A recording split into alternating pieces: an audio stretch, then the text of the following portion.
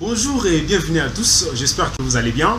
En tout cas, je présente mes excuses pour en tout cas l'endroit où je tourne mes vidéos, en tout cas depuis ces derniers temps. Il y a la circulation des autos, tout ça, ça génère beaucoup de bruit. En tout cas, je m'excuse, mais je m'efforce en tout cas de parler à haute voix pour que vous m'entendiez très bien. Alors, aujourd'hui, toujours dans cette série où je parle de la création monétaire. Alors, aujourd'hui, c'est une thématique très importante que je viens partager justement avec vous. Eh bien, cette thématique relative à une prétendue indépendance des banques centrales ou encore de la banque centrale. Parce que dans beaucoup d'universités dans le monde aujourd'hui, surtout principalement dans les facultés des sciences économiques et de gestion, vous entendrez beaucoup d'étudiants dans leurs travaux de fin de cycle, dans leurs travaux de mémoire, ou même dans certaines thèses, parler de soi-disant indépendance de la banque centrale. Vous entendez des thématiques du genre comment est-ce que l'indépendance de la banque centrale peut être la source d'une bonne politique monétaire, etc. Alors aujourd'hui, moi, je viens vous dire que lorsque vous entendez parler de l'indépendance de la banque centrale, notez à l'esprit que cette indépendance-là n'existe pas réellement. Concrètement, l'indépendance d'une banque centrale n'existe pas. Mais sur le plan textuel, ou bien sur le plan de constat, ça dit qu'on peut se faire l'idée de l'indépendance d'une banque centrale. Mais dans la réalité des choses, cette indépendance n'existe pas. Je m'explique. Vous savez que, d'abord, lorsqu'on parle de l'indépendance, ça veut dire qu'on fait allusion à l'implication provenant en fait du gouvernement ou du pouvoir exécutif. Donc on considère que dans l'élaboration de la politique monétaire par la Banque centrale, le gouvernement via le ministère des Finances ou bien le gouvernement dans son ensemble ne peut pas intervenir en donnant quelques directives qu'elles soient ou des injonctions, tout cela. Donc la Banque centrale élabore sa politique monétaire en toute indépendance, mais tenant compte tout simplement des objectifs que le gouvernement s'assigne dans l'élaboration des politiques économiques. Mais la Banque centrale doit élaborer sa politique économique et sa politique monétaire, excusez-moi, en toute indépendance. Mais cette indépendance, comme je dis, je continue à insister, ça n'existe pas.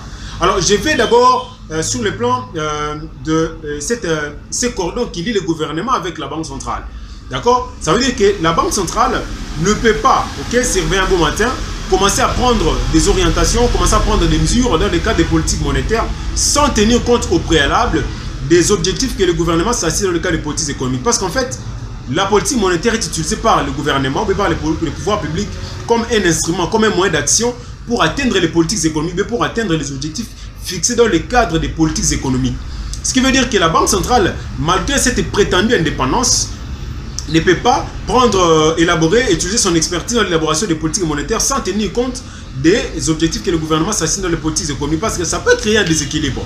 Parce que ça doit faire un tout harmonieux. Parce que la politique monétaire, la politique budgétaire, la politique d'échange, comme des instruments, comme des moyens d'action des politiques économiques, ça doit former un tout cohérent, un tout harmonieux avec les politiques économiques élaborées par le gouvernement.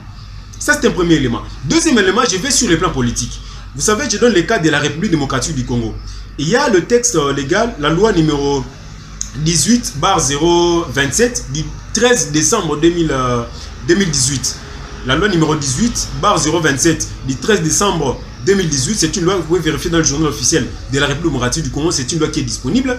Cette loi qui porte sur le fonctionnement et l'organisation de la Banque centrale. Cette loi prévoit que la Banque centrale, dans l'élaboration de sa politique monétaire, ne fait qu'appuyer la politique gouvernementale.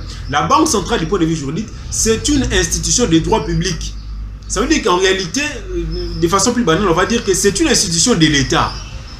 C'est une institution de l'État. Comme c'est une institution de l'État, donc ça dépend du pouvoir public. Or, dans le pouvoir public est exercé par le gouvernement. Ce qui veut dire que le gouvernement a une mainmise sur la Banque centrale en tant qu'institution de droit public.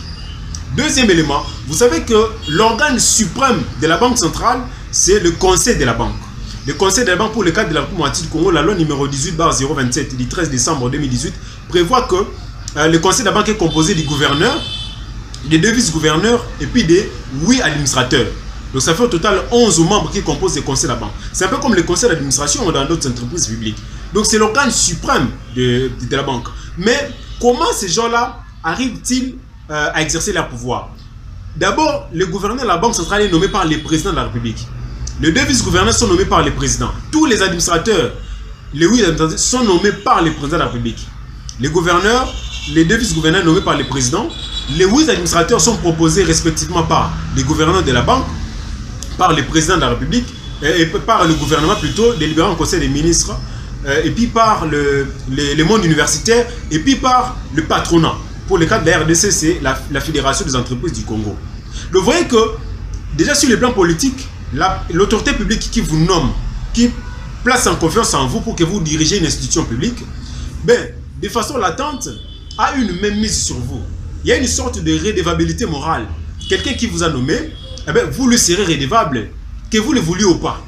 Ça veut dire que le président de la République qui nomme les membres du conseil de la banque, lui qui est le numéro 1 de l'exécutif, ça veut dire que d'une manière ou d'une autre, le président de la République aura une même mise sur ces membres-là. Or, eux qui exercent le grand pouvoir qui dirige la Banque centrale. Donc, vous vous rendez compte que cette indépendance est juste une prétendue indépendance. Ça n'existe pas réellement. Concrètement, l'indépendance du Banque centrale n'existe pas. Alors, vous les étudiants qui défendez les mémoires ou les TFC sur l'indépendance de la Banque centrale, bon, pour des raisons de recherche ou bien pour des raisons de connaissance, ça peut aller. Mais dans la réalité des choses, en tant qu'économiste, je vous dis que l'indépendance de la Banque centrale, ça n'existe pas. Je viens de vous expliquer. Si vous avez besoin d'autres détails sur la question, eh bien, n'hésitez pas à m'écrire. Hein. De m'écrire via mon adresse, je vais vous répondre sans hésitation. Quant à moi, je vous dis à la prochaine et merci.